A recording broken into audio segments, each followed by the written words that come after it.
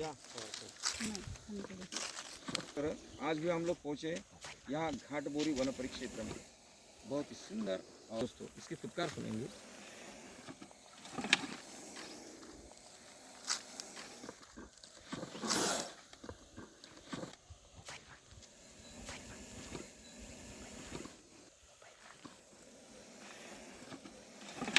पीछे